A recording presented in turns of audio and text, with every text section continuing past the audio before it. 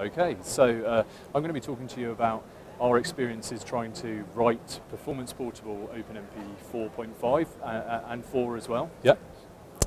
Okay. So one of the first things that you'll come across is that there are varying levels of parallelism exposed by OpenMP, and they don't necessarily immediately map directly to the architecture in any particular way. There's a few different ways that you can actually achieve this. Mm-hmm. Oh. Uh-huh. Let me bring it over. Uh-huh. Should I put it like here? Is that good? Is that better? Yeah. Lift it up. Right, okay. That better? That's that. Yeah, you can hear me now. Okay. Yeah. So. Yeah, great.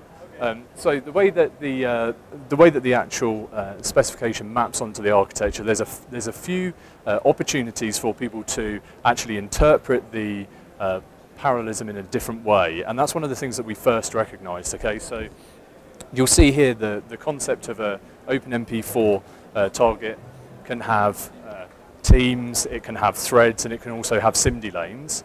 So this is three immediate levels of parallelism.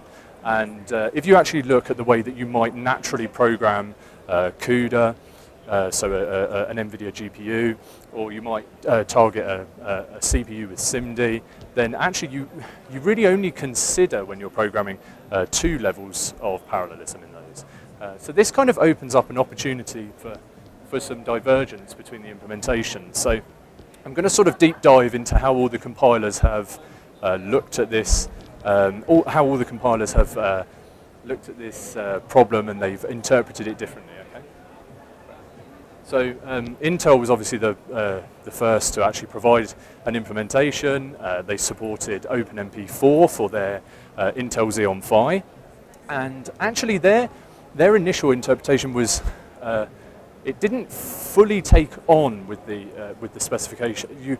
You really had the opportunity to ignore the majority of the new features that were added, the new device constructs. So in particular, teams and distribute weren't actually necessary. Okay, so implicitly teams are generated, but you could actually just add Pragma OMP target outside of Parallel 4, and you would end up with a code that would run and perform well, and you could use SIMD to vectorize as well. And this, the problem with this is that this didn't really immediately buy into the concept of prescribing the parallelism in the way that you would for other devices. So we reach a stage now where people probably have written codes that maybe have used this approach, and it kind of leads to some difficulties as you start moving to those compilers that do require you to have that. So the Clang Compiler is an OpenMP 4.5 feature-complete implementation, pretty much feature-complete implementation, and it has been partly developed by Intel, partly developed by IBM. There's been a number of people that have fed into it. You can see here there is an old version of it, and we sort of do touch on that because it's interesting from the point of view of interpretation. But if you want to see the new version, that's available at the URL there. Okay. So the way that the Clang compiler, this is the alpha version. The way that the Clang alpha version actually would allow you to parallelize was by using, for instance, Pragma OMP target teams distribute to generate your teams, distribute the outer loop to all of the master threads, and you could then actually work share that in a loop with a Parallel 4. The thing was, you had to include schedule static 1 when you were targeting a GPU.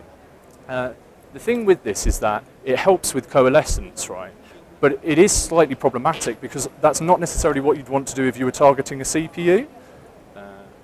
So, yeah, the teams were creating an individual team per SMX in this case. So they actually bound it to only be 14 teams in the case of a K20X, for instance. The distribute then just chunked and distributed the Parallel 4 work shares, and the schedule static one was for coalescence. This is one interpretation of it. I'll show you that this because you can see already that this is different from how you might have programmed for the Intel compiler.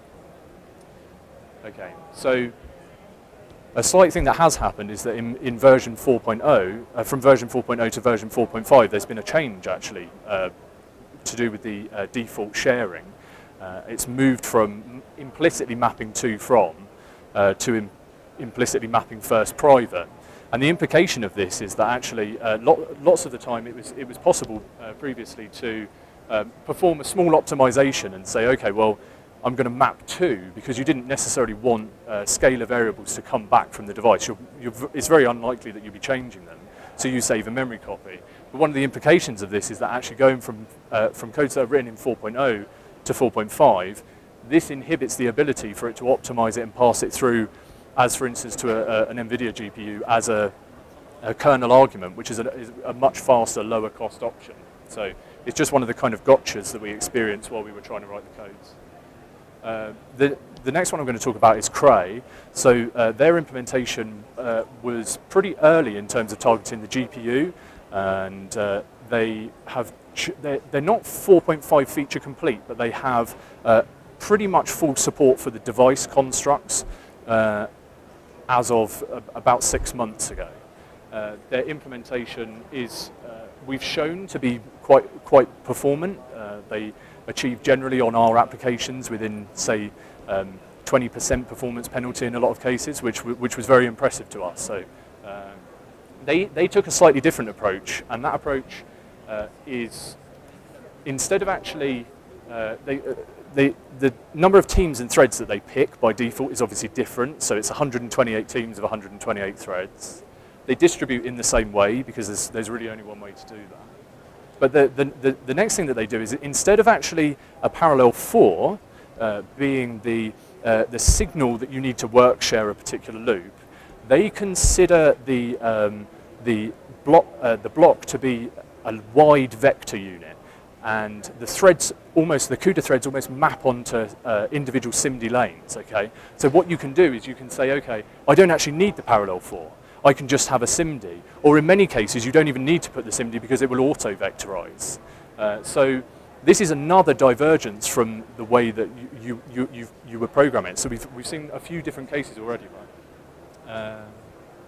Okay. So the GCC compiler is the most recent one to add, and they have had support for some time for the front end, the parsing, but actually in terms of the back end implementation, that's more recent. We looked at targeting an AMD APU because it's a HSA supporting device. They have at the moment only got support for the full combined construct. OMP target teams distribute parallel 4, but they do not support any clauses, so you can't change the schedule, you can't change the number of teams, you can't use SIMD, for instance, when you're targeting an AMD device. So there's some quite heavyweight limitations. I wouldn't necessarily consider that a major problem from a portability point of view at the moment, because obviously it's very early and that will be extended and changed, but it's interesting nevertheless. So yeah. Really what we came to was that there are many different ways to write the same thing. And actually, we can all think of lots of fringe cases, lots of edge cases, and there will be in the majority of applications, there's going to be 1 or 2 kernels that need to be parallelized in a particular way. But you can see here, even just your standard, say, like a vector add, right? This is 4 different ways that you could approach that. And all we want, really the purpose of what we wanted to say today was, please don't do that, okay? We think that all programmers who are approaching applications with OpenMP 4.5 should be considering the impact of what directives they choose very carefully so as to improve portability going forwards. So the suggestion that we have is that you really want to use the most expressive statement that you can and prescribe all of the parallelism that exists within your loop. So in OpenMP 4.5, the way that you do that is to use the full combined construct. As soon as you start separating these onto different lines, compilers will struggle to optimize it because they have to consider that there might be serial regions, they have to do all sorts of different things to handle edge cases. But if you put this directive, this combined directive in this way, you are saying my loop is completely independent. You can go ahead and parallelize it in an efficient way, and pretty much all of the implementations do that at the moment. The SIMD statement it's a good one to put on there because lots of them require it. But you might at this moment in time experience cases where some of them struggle if you do add the SIMD directive. So it's a bit, take it with a pinch of salt. You have to maybe have to consider that one independently. Yes. So taking this a little bit further, really the crux of this is, if you don't have to put distribute, parallel for, or any of that, do put it anyway. You know, because if you don't, it might not run on other compilers, or it might run, but it might perform very, very poorly. Okay. So, yeah. Yeah. Sorry. Okay. So yeah. We do have some difficulty with the collapse and schedule clauses. At the moment, the schedule clause has kind of become a null point. We don't expect it to come about again. With the alpha Clang compiler, you had to add it for performance, but you know, as I said, for going to a CPU, that probably isn't the thing you want to do. So in general, we want the compilers to pick the sensible default for their architecture that they're targeting, right? So we expect that to be something that happens anyway. Collapsing, you kind of have to be careful because you might damage performance on certain architectures, but that is something that you probably can tune, or you know, there's lots of different ways you can approach that. Lastly, the number of teams and threads is a really challenging thing. It's very important to performance. There's not necessarily general rules. It's hard to come up with really good defaults. We've pushed for good defaults in the compilers where we could. We expect that it's something that you would prefer not to change if you can, from a performance portability perspective, because if you shrink or expand the number of teams and threads you have, it can lead to performance degradation elsewhere. Okay? Yeah. But it's difficult to give a hard and fast rule on that. We would prefer to, you know, rely on the compiler in most cases. And finally, I'm just going to show you some numbers, just because it's kind of interesting to see, you know, the output of what we actually did. So we tried running on multiple devices. Some of the directives had to be slightly different because obviously if you looked at GCC, it's not necessarily immediately compatible with the directives of the others, but for the most part we tried to keep them as close to each other as possible. And the performance in general is pretty good, you know, across the board. We find that we find certainly with Cray that we've been able to achieve very good performance, and more recently with some optimizations in Clang, the newest version of Clang is performing very well as well. Yeah. So yeah, that's me. Thank you. Yeah, great. Can we take questions? Yeah, great. Okay. Yeah, please.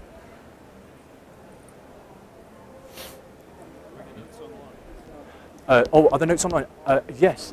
That's a very good question. I can certainly make this available. Yeah. Yeah. Definitely. Yeah. Great. Great. Excellent. Yeah. Yeah. Mm-hmm. Absolutely. Yeah. Great. Yeah.